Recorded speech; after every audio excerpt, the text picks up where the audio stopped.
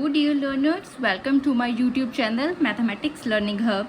Today we will discuss the topic harmonic progression.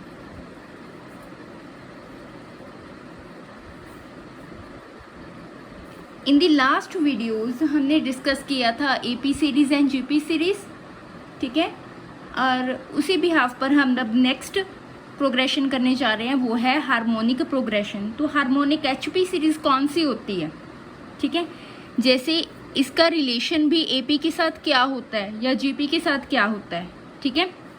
अगर हमारे पास A1 A2 A3 up to सॉन HP में है, मतलब A1 A2 A3 HP में होंगे, इसे हम कब कहेंगे कि ये HP में है, ये जो सीक्वेंस है वो HP में है, ये हम कब कहेंगे? If 1 upon A1, 1 upon A2, 1 upon A3 up to so on AP, ठीक है। मतलब क्या है कि अगर A1 A2 A3 हमारे पास अप टू सो ऑन हमारे पास कोई सीक्वेंस है, इसको हम कब कहेंगे कि ये HP में है? अगर इसका रेसिप्रोकल जो है अगर AP में हो, ठीक है, अगर इसके रेसिप्रोकल वाली सीक्वेंस जो है AP में है तो ये सीक्वेंस होगी वो किस में होगी? HP में, ठीक है।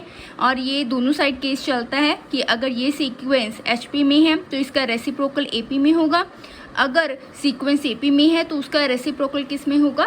HP में, ठीक है। सो हम लिखेंगे एंड कन्वर्सली ऑल्सो, ठीक है। नाउ अगर हमें AP पता है तो उसका रेसिप्रोकल क्या होगा? HP, ठीक है। तो जो हमने AP पढ़ लिया और उसका रेसिप्रोकल से हम HP को डिफाइन कर सकते हैं, ठीक है। फॉर एग्जाम्पल कि अगर हमारे पास ये सीक्वेंस है जैसे 1/2 1/3 1/4 अप टू सॉन HP में है, ये हमें दिया हुआ है, तो हमें अंडरस्टूड हो जाना चाहिए कि जो 2 3 एंड 4 इज अप टू सॉन इज इन AP। क्या ये है वैसे AP में? 2 3 4 डिफरेंस क्या है? 1 कॉमन डिफरेंस आ रहा है, ठीक है। सो ये ट्रू भी है कि ये AP में है। क्लियर? अब AP में तो सम का फॉर्मूला होता था, बट HP में सम का फॉर्मूला नहीं होता। दैट मीन्स SN का HP में कोई फॉर्मूला नहीं होता। क्लियर है? नाउ नेक्स्ट रिजल्ट, हमें पता है A plus D, A plus 2D, A plus 3D up to so on, ये किस में है? AP में, क्योंकि इन सब का डिफरेंस क्या आ रहा है? D, ठीक है। So 1 upon A, 1 upon A plus D, 1 upon A plus 2D, 1 upon A plus 3D up to so on 1 upon A plus n minus 1 into D up to so on nth term लिखिए, ठीक है। ये किस में होगी? R इन HP में, ठीक है। जैसे AP में AN क्या होता था? AP में A plus n minus 1 into D in AP में जो nth टर्म होती थी A plus n minus 1 into D होती थी, ठीक है। तो HP में क्या होगी? AN equals to 1 upon A plus n minus 1 into D, ये किस में होगी? HP में। क्लियर है? चले आगे। नेक्स्ट है no term of HP can be zero. कोई भी टर्म HP में ज़ीरो नहीं होती, क्योंकि हमें पता है कि AP में हम ले सकते हैं 0, बट उसका रेसिप्रोकल HP में होगा, तो 1/0 तो हमने कंसीडर करना ही नहीं है, ठीक है। इसलिए हम ये नहीं कह सकते कि कोई भी टर्म जो है वो HP में 0 होगी, ठीक है। नेक्स्ट है अगर if A B C are in HP then अगर A B C A P में होते थे तो बी क्या होता था, arithmetic mean. A B C अगर जी पी में होते थे तो बी क्या होता था, ज्योमेट्रिक मीन। वैसे ही ए बी सी अगर एच पी में है तो बी क्या होगा, is harmonic mean between A and C.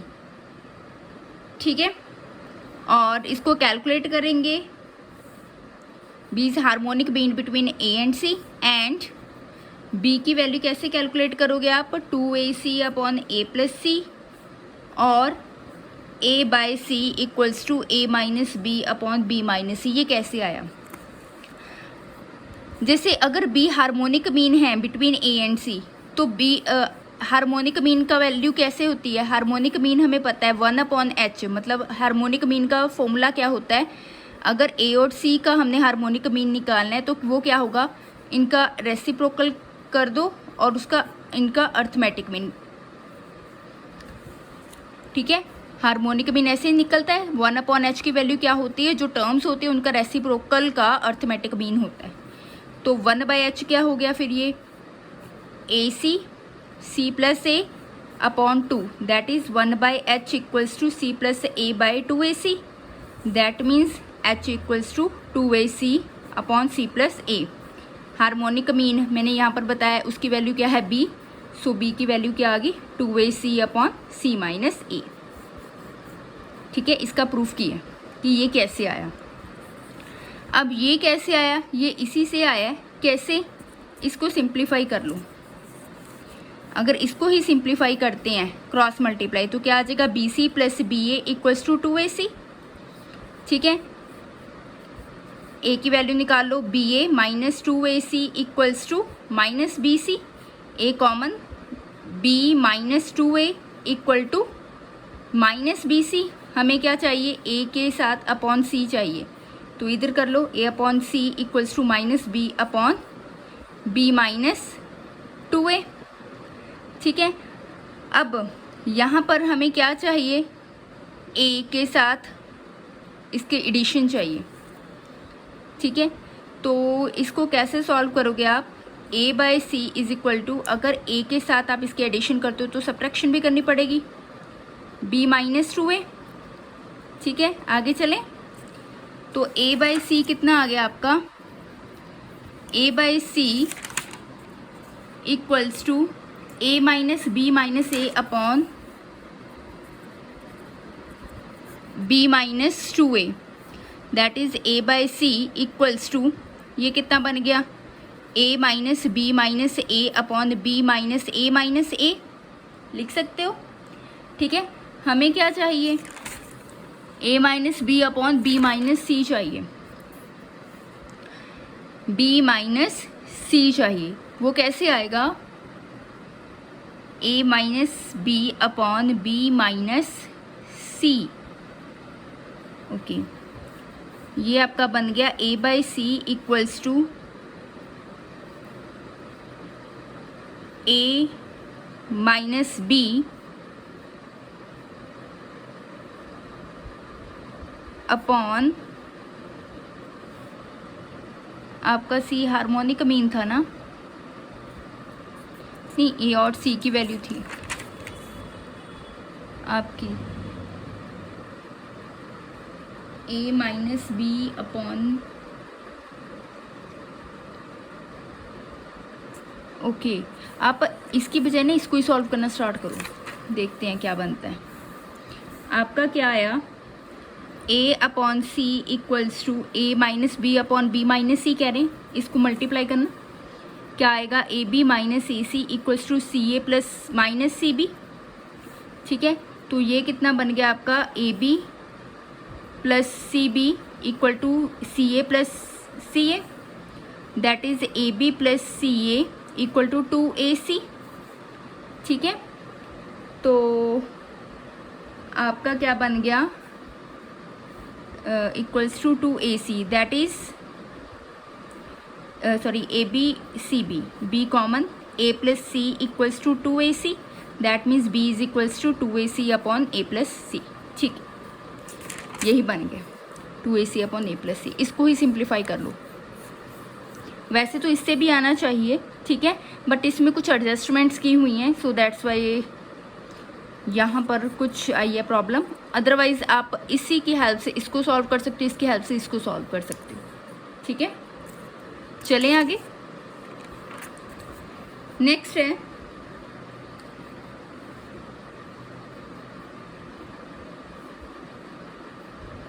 Harmonic mean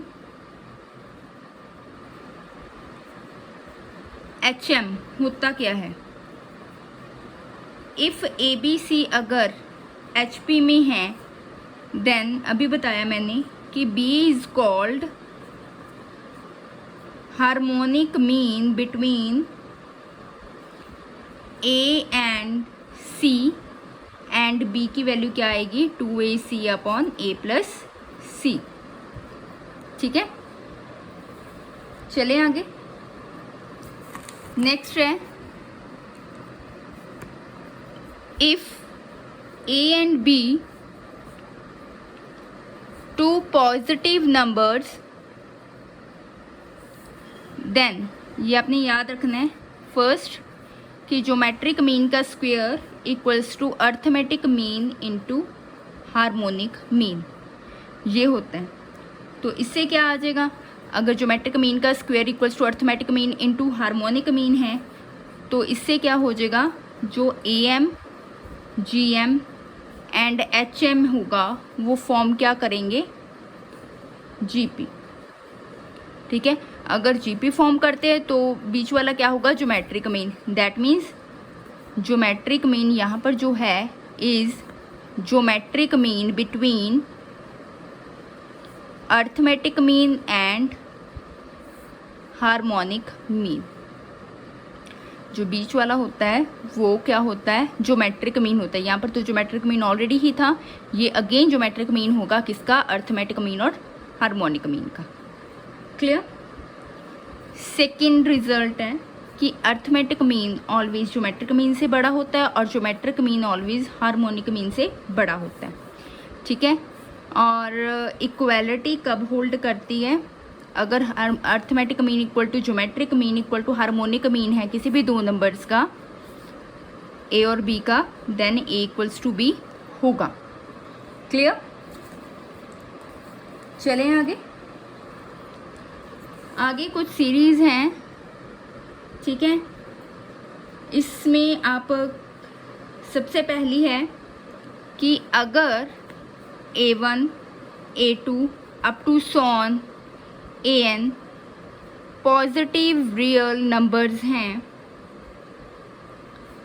then arithmetic mean क्या होगा, A1 plus A2 up to so on AN by N ऐसे निकालते हो, ठीक है।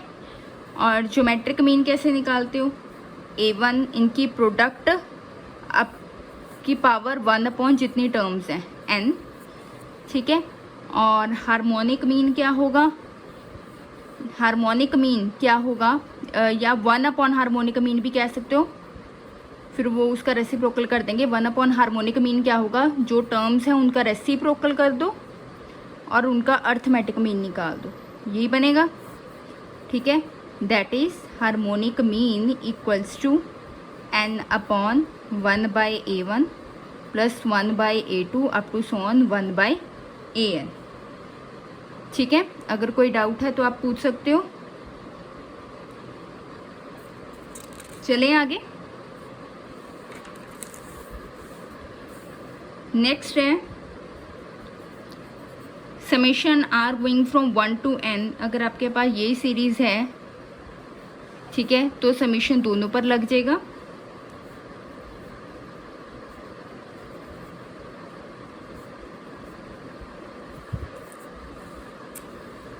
नेक्स्ट है summation R going from 1 to N के कितना होगा, कि ये तो कांस्टेंट है, जबकि समेशन रन कहाँ से कहाँ तक कर रहा है, R की वैल्यूज़ पर। यहाँ पर तो R की वैल्यू नहीं है, दैट मीन्स ये क्या है, कांस्टेंट, इसको बाहर निकाल दो। R going from 1 to N 1, तो 1 को कितनी बार ऐड करना है, N टाइम्स, तो कितना होगा KN। क्लियर। नेक्स्ट है R going from 1 to N R, ये कितना होगा 1, समेशन ओपन कर दिया, और इस सीरीज़ की वैल्यू क्या होती है n इंटू एन प्लस 1/2,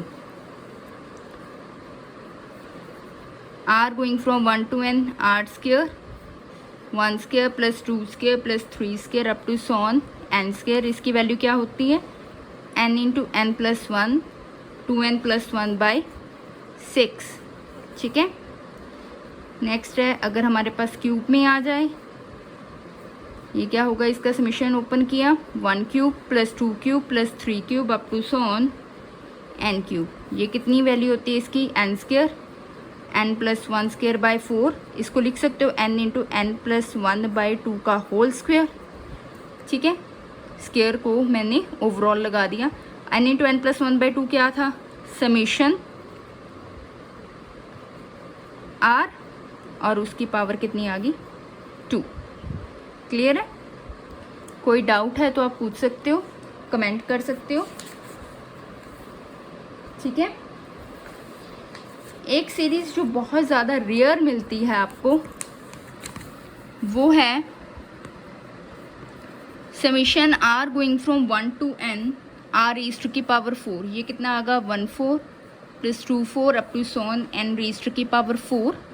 इसकी वैल्यू होती है, आपने लर्न रखनी है n into N plus 1, 2n plus 1, 3n square plus 3n minus 1 upon 30,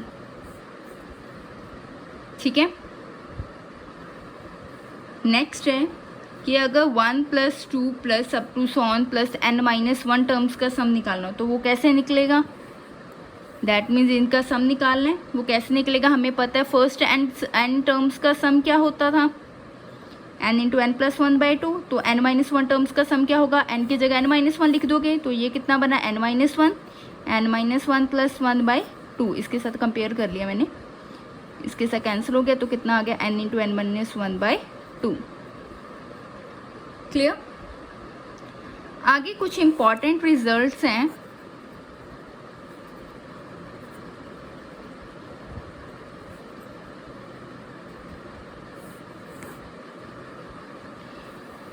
first result है, in an AP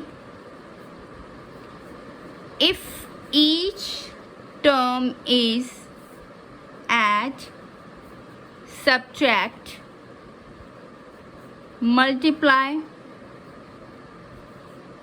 divide by non-zero term, then resulting series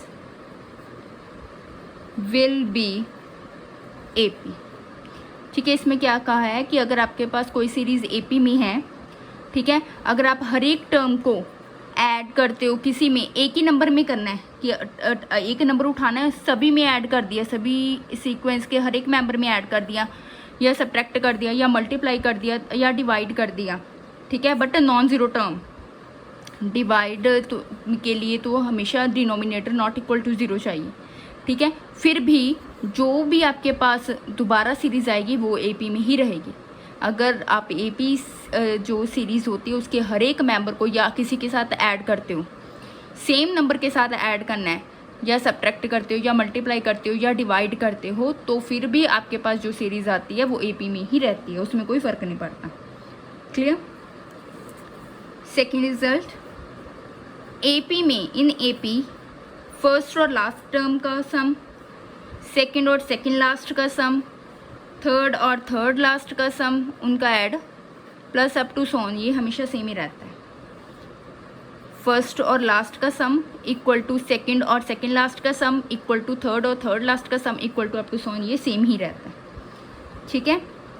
third point, if A1, A2, A3 अगर AP में हैं, B1, B2, B3 AP में हैं, then A1 plus minus B1, A2 plus minus B2, A3 plus minus B3 up to so on, वो भी किस में रहेंगे, AP में। ये कुछ रिज़ल्ट हैं, इम्पॉर्टेंट रिज़ल्ट हैं, डायरेक्ट यूज़ होते हैं। अगर कोई डाउट है तो आप कमेंट बॉक्स में कमेंट कर सकते हो। ठीक है, चलें आगे। फोर्थ है जीपी में जो an होता है वो लास्ट टर्म ही होती है, उसकी वैल्यू क्या होती है AR⁻n-1, जबकि AP में जो लास्ट टर्म होती है वो क्या होती है A+n-1 इंटू डी। HP में क्या होता है 1/A+n-1 इंटू डी। क्लियर है, चलें आगे। फिफ्थ पॉइंट, इन जीपी सम का फॉर्मूला क्या होता है A1-R⁻n/1 R, ठीक है, या लिख सकते हो LR-A/R-1। अगर R की वैल्यू लेस देन 1 है AR⁻n-1/R-1 दैट इज LR-A/R-1। अगर R ग्रेटर देन 1 है, वैसे यही फॉर्मूला यूज़ होते हैं, ठीक है, ये तो आपके जस्ट नॉलेज के लिए लिखा है। नेक्स्ट है if each term of GP is multiply या डिवाइड और round bye same non zero constant then it remains a GP। इसमें क्या बताया कि अगर आपके पास कोई GP सीरीज़ है उसमें सेम नंबर को सब्ट्रैक्ट या मल्टीप्लाई करते हो, फिर भी आपके पास जो सीरीज़ आती है वो GP में ही रहती है। इसमें एडिशन और सब्ट्रैक्शन नहीं होती, मल्टीप्लाई और डिवाइड का साथ रिजल्ट है, ठीक है। Now seventh point, in GP A1 AN मतलब फर्स्ट और लास्ट का मल्टीप्लाई, सेकेंड और सेकेंड लास्ट का मल्टीप्लाई, थर्ड और थर्ड लास्ट टर्म का मल्टीप्लाई जो है वो सेम रहता है। जैसे AP में सम सेम रहता था, इसमें प्रोडक्ट सेम रहता है। क्लियर। नेक्स्ट है in AP if P terms का sum equal to Q terms के सम के इक्वल है, then P plus Q terms का सम 0 होगा। ये इंपॉर्टेंट रिजल्ट है, ठीक है। चलें आगे। नेक्स्ट है नाइन्थ है AP में, ये भी इंपॉर्टेंट रिजल्ट है। AP में अगर आपकी Pth टर्म 1/Q है एंड Qth टर्म 1/P है, then sum of P into Q term का क्या होगा PQ प्लस 1/2, ठीक है। नेक्स्ट है in AP if SM over SN की रेशो m²/n² है, मतलब सम्स की रेशो ये है, m टर्म्स के सम m² है, n टर्म्स का सम n² है, उनके सम्स की रेशो m²/n² है, देन उन टर्म्स का आपस में रेशो क्या रहेगी 2m-1/2n-1। ये रिजल्ट से आपने डायरेक्ट अप्लाई होने हैं, इम्पॉर्टेंट रिजल्ट हैं, ये भी इम्पॉर्टेंट है, आप नोट डाउन कर सकते हो। नेक्स्ट है if A1 A2 A3 up to so on GP में हैं, B1 B2 B3 up to so on GP में हैं, then A1 B1 A2 B2 इनकी मल्टीप्लाई भी क्या होगी GP में। ये कुछ रिजल्ट्स है, आपने डायरेक्ट अप्लाई करनी है, याद रखने हैं, ठीक है। तो आज के लिए बस इतना ही। अगर आपको लेक्चर पसंद आया तो लाइक करो, चैनल को सब्सक्राइब करो और मैक्सिमम शेयर करो ताकि मैक्सिमम स्टूडेंट्स को बेनिफिट मिल सके, ठीक है। Okay ji, thank you, have a nice day.